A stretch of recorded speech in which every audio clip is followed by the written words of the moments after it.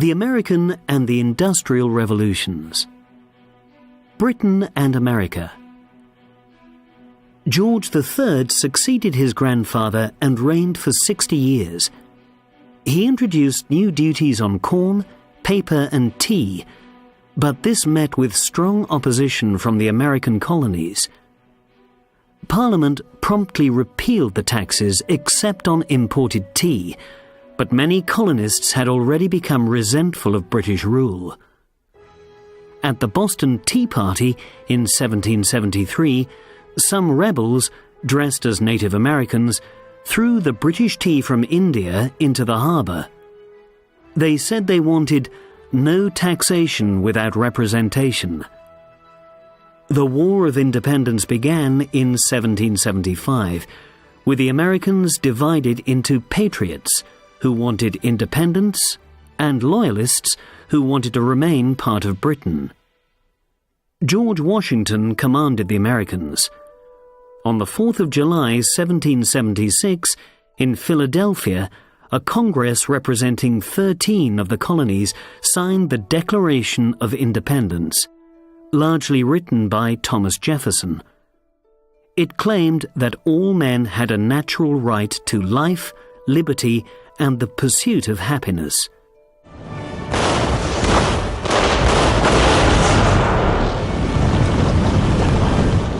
In 1781, at the Battle of Yorktown, the British army was defeated, and Britain recognized the independence of its former colonies with the Treaty of Versailles.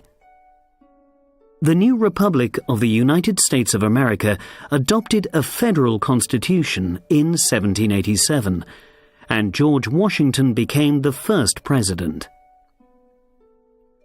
After the loss of America, George III asked William Pitt the Younger to become Prime Minister.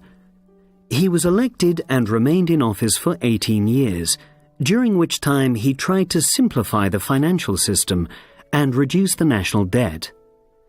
He promoted profitable trade and finance, and supported Adam Smith's theory of laissez-faire, illustrated in The Wealth of Nations.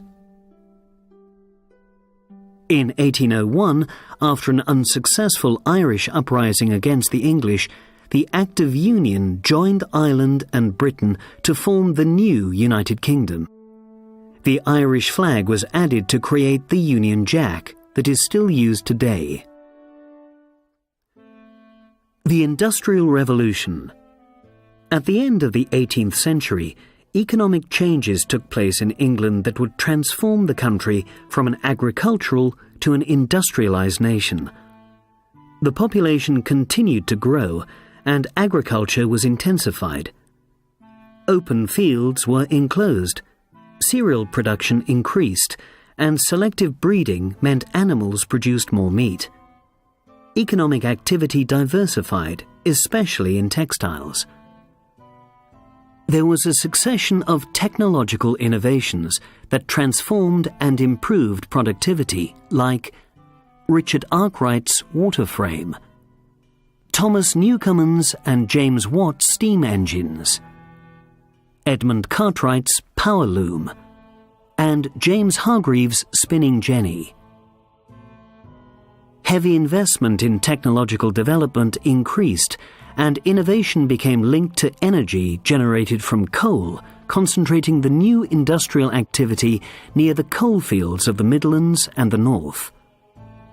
The population shifted from the rural south to the north and the Midlands. Industrial cities lacked elementary public services and were overcrowded. There were long working hours, about 65 to 70 a week. Often women and children were employed in preference to men. The conditions were unhealthy and the mortality rate high.